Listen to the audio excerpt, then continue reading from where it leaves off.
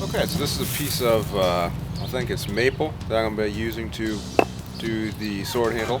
And the first thing I'm going to do is split it down with my Marine Raider Bowie.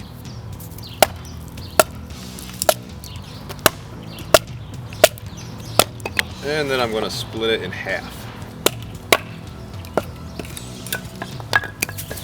So you can see how that fits right back together just like that. So I'm going to tape that up. Now I can work with this and shave this down further.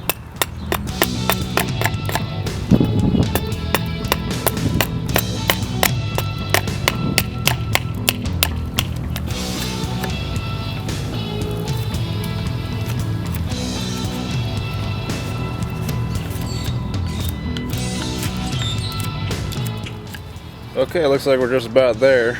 So basically now I'm just going to split this open, or take that apart, carve out the groove for the tang, and then cut that off there, and that kind of do the final fitting. So the next thing I'm going to do is make the pommel spacer, which is going to be made out of this piece of ash. So I'm going to start by splitting that down, and then I'll whittle it to shape. Okay, now it's just a matter of kind of just put a little more finesse into it and trying to even up that little crack right there. And just smooth out that bottom plane of the wood without taking too much off. Okay, now that I got my pommel spacer to a rough shape, I'm going to trim up the top piece of the pommel bar here with a hacksaw with the large set of teeth.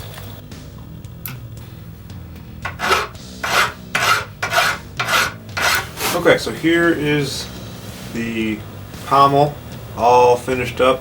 Next thing I'm going to do is drill through all of these for the brass rod that'll hold the entire pommel portion together.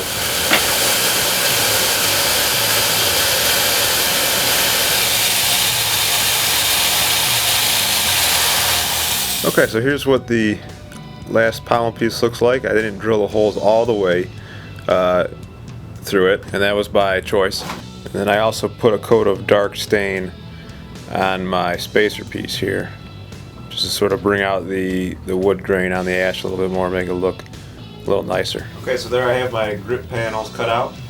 You can kind of get a taste of what it's going to look like, but the next thing I got to do is just carve out where the tang is going to go.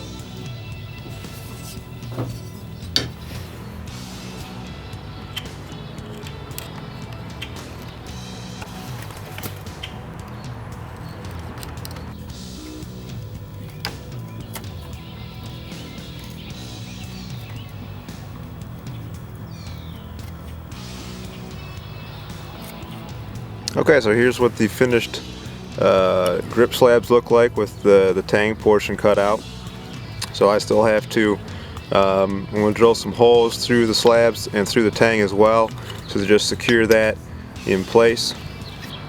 You can see I've cleaned up the entire blade of the sword on my high-tech piece of sandstone. I also cleaned up the hilt and pommel portion of the sword on the sandstone as well. So now the next step is just to assemble the pommel together with my brass rod and some JB weld. I'm putting some in the holes of the pommel piece and onto the brass rod itself.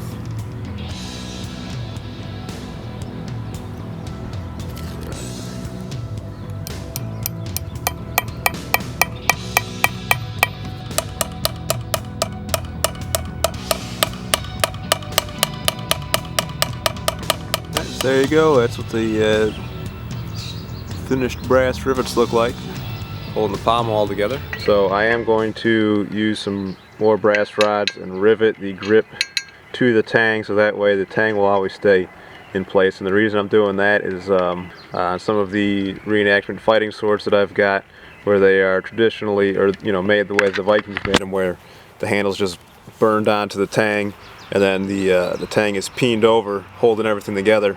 After you use those for a little bit, I've noticed that the handles come loose, you know, the hilt wiggles, and that's just annoying. So I'm going to rivet the grip to the tang and then peen over the very end.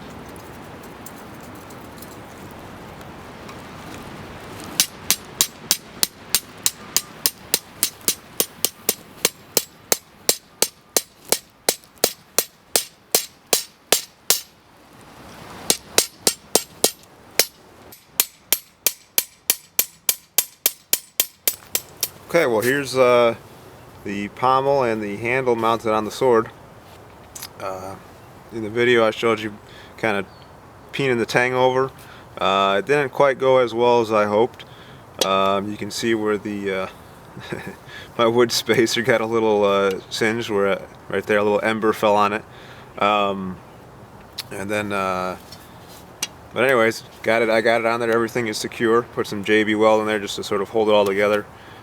This was a little, I didn't have quite as snug a fit as I wanted between the handle and the pommel, so I put a little bit of a leather spacer in there. So the next thing I got to do today, just to finish it up, is I'm going to wrap the grip slabs in a piece of leather. And I've got this thing completely soaked. I soaked it in water. And what I'm going to do is put some little engravings on it. This is a piece of, or actually 2 pieces of wire that I braided together with a drill, and so I'm going to use this to inlay just a little pattern on here.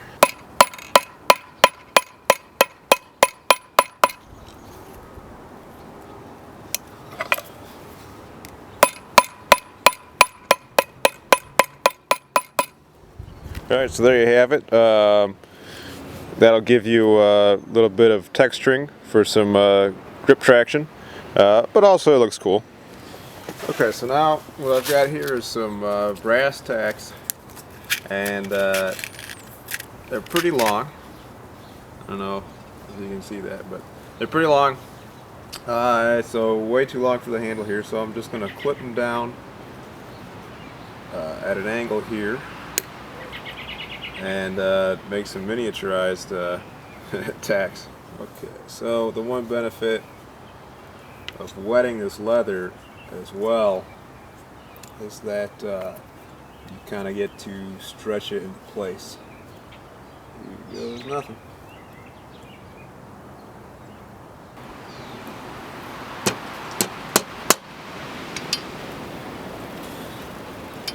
Stretch that over.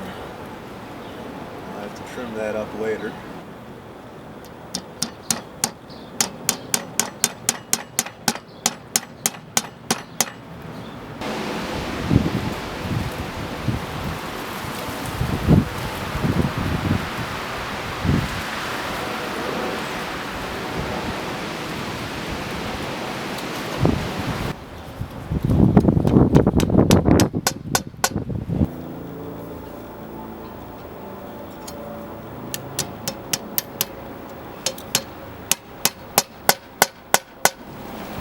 Alright, so there you go. The grip is on there, and so all I got to do now is wait for the leather to dry. So the hilt and the pommel were a little bit loose on the sword, so what I did is I wrapped a bit of wire around that and twisted it off, and so now the pommel is secure. I did the same thing with the hilt here, wrapped it around the braided wire around, twisted it until it snapped off, and so now everything is solid. This is rock solid. And I'm going to do the same thing right in here, just to kind of neaten it up and then complete the wire motif. But I want to show you guys how I did that. So there's my braided wire.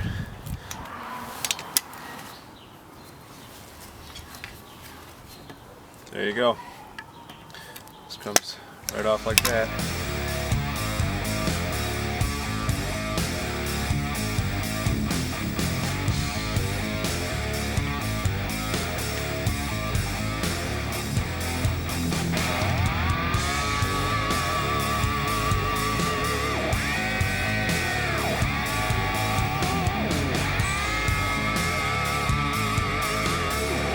Alright, so here it is. The Viking sax is finally completed. So, in summation, a sax is a single-edged short sword. Most of them actually didn't have hilts. There are a few historical examples that I found. Great momentum to it. Really whip this thing around. Works real good with the shield. This is a great close quarters weapon. Like if you're fighting on a ship or in a building or something like that. I think this weapon would come in handy. You know, because it's very short, but you still have plenty of power. The blade is 23 inches long. Overall length is 29 inches. All right, there's your point of balance. Yeah, very heavy momentum. It's about 3 to 4 pounds probably, but once it gets going, it wants to keep going. I left the blade completely dull. I intend on using this in some of my short films and all that, so it is going to be like a stage combat fighting weapon. So you can expect to see it in probably a few movies. Alrighty, well, thanks for following me along on this bladesmithing saga, and until next time, be more Viking.